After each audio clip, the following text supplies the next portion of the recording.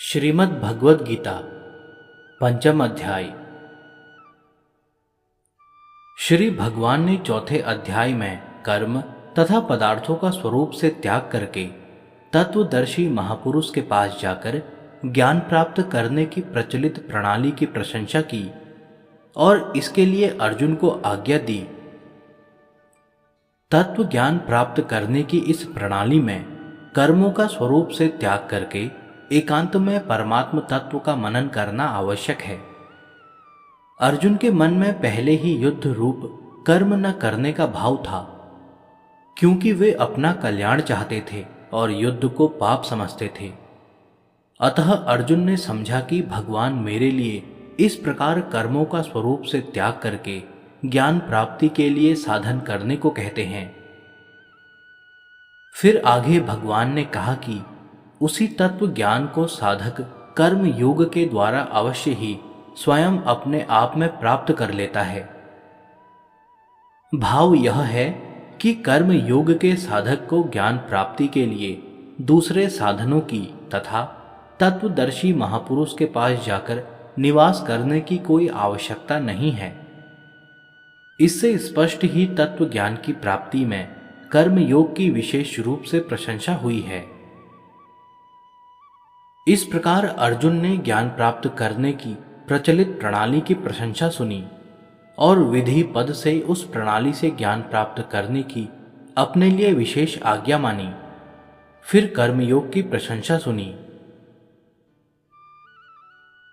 भगवान ने अर्जुन को योगम उत्तिष्ठो उत्तिष्ठ पद से कर्मयोग की विधि से युद्ध करने की आज्ञा दी। इस तरह ज्ञान योग और कर्मयोग दोनों की प्रशंसा सुनकर तथा दोनों के लिए आज्ञा प्राप्त होने पर अर्जुन यह निर्णय नहीं कर सके कि इन दोनों में कौन सा साधन मेरे लिए श्रेष्ठ है। अतः इसका निर्णय भगवान से कराने के उद्देश्य से अर्जुन प्रश्न करते हैं।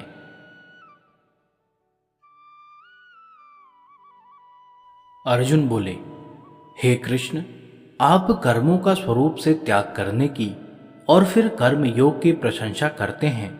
अतः इन दोनों साधनों में जो एक निश्चित रूप से कल्याणकारक हो उसको मेरे लिए कहिए।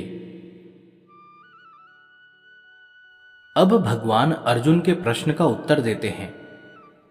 श्री भगवान बोले, संन्यास, सांख्य योग और कर्म योग दोनों ही कल्याण करने वाले हैं, परंतु उन दोनों में भी कर्म संन्यास सांख्य योग से कर्मयोग श्रेष्ठ है।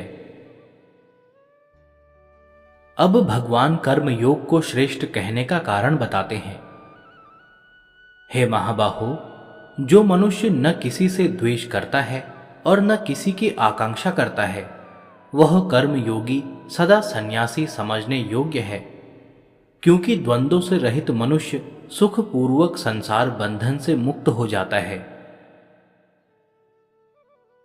इस अध्याय के दूसरे श्लोक के पूर्वार्ध में भगवान ने ज्ञान योग और कर्मयोग दोनों को परम कल्याण करने वाला बताया।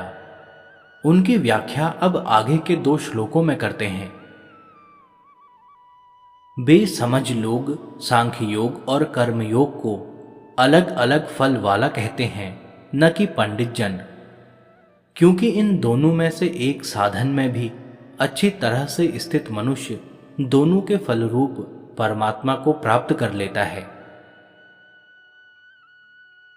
सांख्य योगियों के द्वारा जो तत्व प्राप्त किया जाता है, कर्म योगियों के द्वारा भी वही प्राप्त किया जाता है।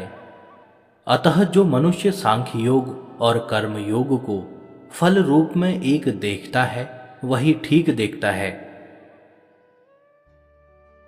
इसी अध्याय के दूसरे श्लोक में भगवान ने संन्यास सांख्य योग की अपेक्षा कर्म योग को श्रेष्ठ बताया। अब उसी बात को दूसरे प्रकार से कहते हैं। परंतु हे महाबाहो, कर्म योग के बिना सांख्य योग सिद्ध होना कठिन है। मननशील कर्म योगी शीघ्र ही ब्रह्म को प्राप्त हो जाता है। अब भगवान कर्म योगी के लक्षणों का वर्णन करते हैं। जिसकी इंद्रियां अपने वश में हैं, जिसका अंतःकरण निर्मल है, जिसका शरीर अपने वश में है और संपूर्ण प्राणियों की आत्मा ही जिसकी आत्मा है, ऐसा कर्म योगी कर्म करते हुए भी लिप्त नहीं होता। कर्मों के होने के विषय में कर्म योगी की बात कहकर अब भगवान आगे के 2 श्लोकों में सांख्य योग के साधन की बात कहते हैं। तत्व को जानने वाला सांख्य योगी देखता हुआ, सुनता हुआ, छूता हुआ, सूंघता हुआ, खाता हुआ, चलता हुआ, ग्रहण करता हुआ, बोलता हुआ, मल मूत्र का त्याग करता हुआ, सोता हुआ, श्वास लेता हुआ तथा आंखें खोलता हुआ और मूंदता हुआ भी संपूर्ण इंद्रियां इंद्रियों के विषयों में बरत रही हैं, ऐसा समझकर मैं स्वयं कुछ भी नहीं करता हूं, ऐसा माने। 7वें श्लोक में कर्म योगी की और 8वें 9वें श्लोकों में सांख्य योगी की कर्मों से निर्लिप्तता बताकर अब भगवान भक्ति योगी की कर्मों से निर्लिप्तता बताते हैं। जो भक्ति योगी संपूर्ण कर्मों को परमात्मा में अर्पण करके और आसक्ति का त्याग करके कर्म करता है, वह जल से कमल के पत्ते की तरह पाप से लिप्त नहीं होता। अब भगवान कर्म योगी के कर्म करने की शैली बताते हैं। कर्म योगी आसक्ति का त्याग करके केवल ममता रहित इंद्रियां, शरीर, मन और बुद्धि के द्वारा अंतःकरण की शुद्धि के लिए ही कर्म करते हैं। अब भगवान आगे के श्लोक में अन्वय और व्यतिरेक रीति से कर्म योग की महिमा का वर्णन करते हैं। कर्म योगी कर्म फल का त्याग करके नैष्ठिकी शांति को प्राप्त होता है, परंतु सकाम मनुष्य कामना के कारण फल में आसक्त होकर बंध जाता है। कर्म योग का वर्णन करके अब भगवान पुनः सांख्य योग का विस्तार पूर्वक वर्णन करते हैं। जिसकी इंद्रियां और मन वश में हैं, ऐसा देहधारी पुरुष 9 द्वारों वाले शरीर रूपी पुर में संपूर्ण कर्मों का विवेक पूर्वक मन से त्याग करके निःसंदेह न करता हुआ और न करवाता हुआ सुख पूर्वक अपने स्वरूप में स्थित रहता है। पूर्व श्लोक में कहा गया कि सांख्य योगी न तो कर्म करता है और न करवाता ही है, किंतु भगवान तो कर्म करवाते होंगे। इसके उत्तर में आगे का श्लोक कहते हैं,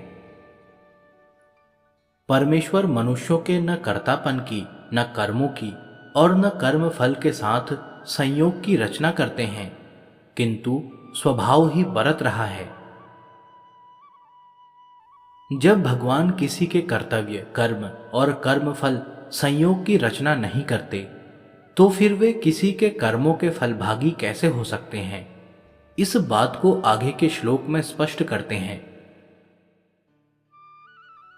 सर्वव्यापी परमात्मा न किसी के पाप कर्म को और न शुभ कर्म को ही ग्रहण करता है, किंतु अज्ञान से ज्ञान ढका हुआ है, उसी से सब जीव मोहित हो रहे हैं। पूर्व श्लोक में भगवान ने बताया कि अज्ञान के द्वारा ज्ञान ढका जाने के कारण सब जीव मोहित हो रहे हैं। अपने विवेक के द्वारा उस अज्ञान का नाश कर देने पर जिस ज्ञान का उदय होता है, उसकी महिमा आगे के श्लोक में कहते हैं। परंतु जिन्होंने अपने जिस ज्ञान के द्वारा उस अज्ञान का नाश कर दिया है, उनका वह ज्ञान सूर्य की तरह परम तत्व परमात्मा को प्रकाशित कर देता है। जिस स्थिति में सर्वत्र परिपूर्ण परमात्म तत्व का अनुभव हो जाता है, उस स्थिति की प्राप्ति के लिए आगे के श्लोक में साधन बताते हैं। जिनका मन तदाकार हो रहा है, जिनकी बुद्धि तदाकार हो रही है, जिनकी स्थिति परमात्म तत्व में है, ऐसे परमात्म परायण साधक ज्ञान के द्वारा पाप रहित होकर अपुनरावृत्ति परम गति को प्राप्त होते हैं। पूर्व श्लोक में वर्णित साधन द्वारा सिद्ध हुए महापुरुष का ज्ञान व्यवहार काल में कैसा रहता है, इसे आगे के श्लोक में बताते हैं। ज्ञानी महापुरुष विद्या विनय युक्त ब्राह्मण में और चांडाल में तथा गाय, हाथी एवं कुत्ते में भी समरूप परमात्मा को देखने वाले होते हैं। अब भगवान पूर्व श्लोक में वर्णित समता की विशेष महिमा बताते हैं। जिनका अंतःकरण समता में स्थित है, उन्होंने इस जीवित अवस्था में ही संपूर्ण संसार को जीत लिया है, अर्थात वे जीवन मुक्त हो गए हैं। क्योंकि ब्रह्म निर्दोष और सम है, इसलिए वे ब्रह्म में ही स्थित हैं। पूर्व श्लोक में जिस स्थिति का वर्णन हुआ है, उसकी प्राप्ति का साधन तथा सिद्ध के लक्षणों का वर्णन आगे के श्लोक में करते हैं।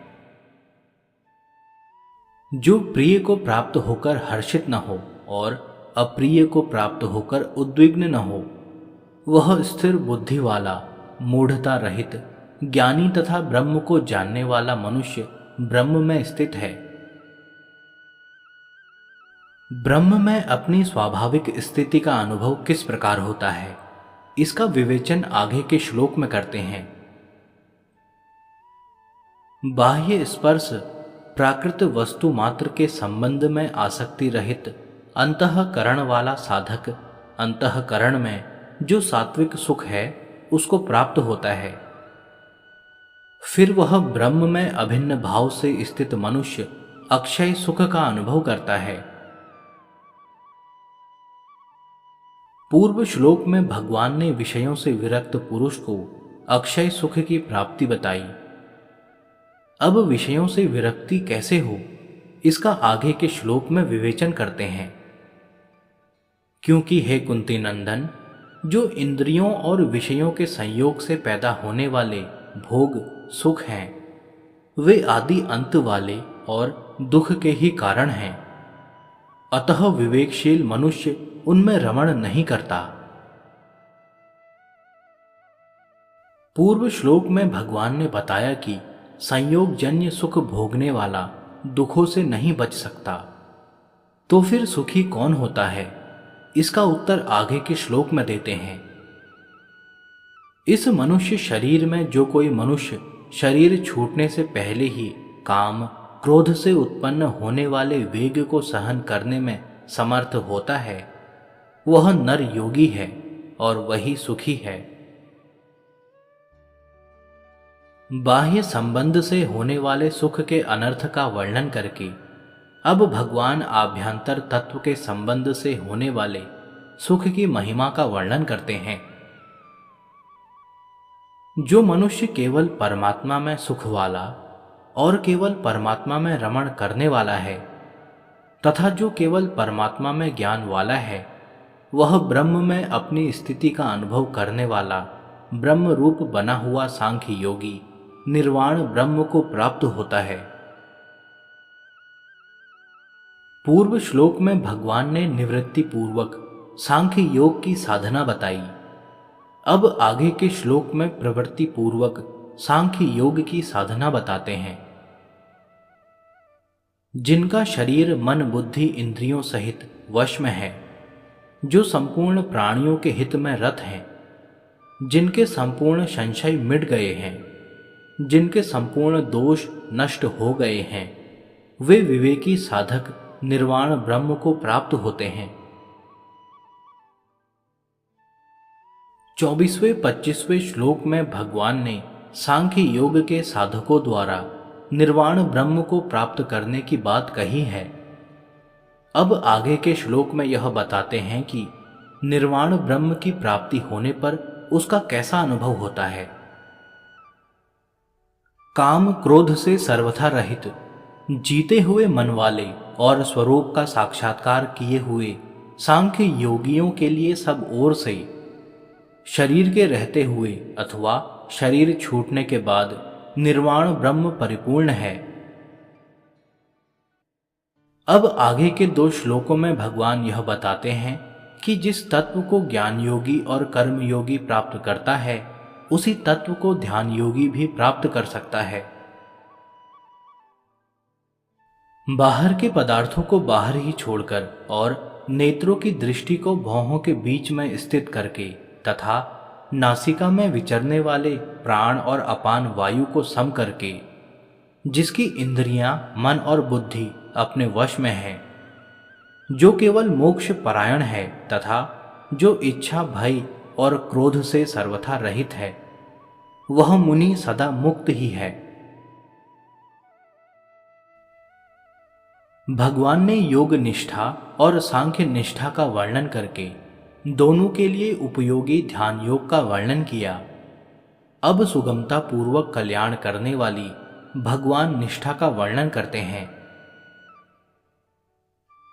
मुझे सब यज्ञों और तपों का भोक्ता, संपूर्ण लोकों का महान ईश्वर तथा संपूर्ण प्राणियों का सुहृद, स्वार्थ रहित दयालु और प्रेमी जानकर भक्त शांति को प्राप्त हो जाता है।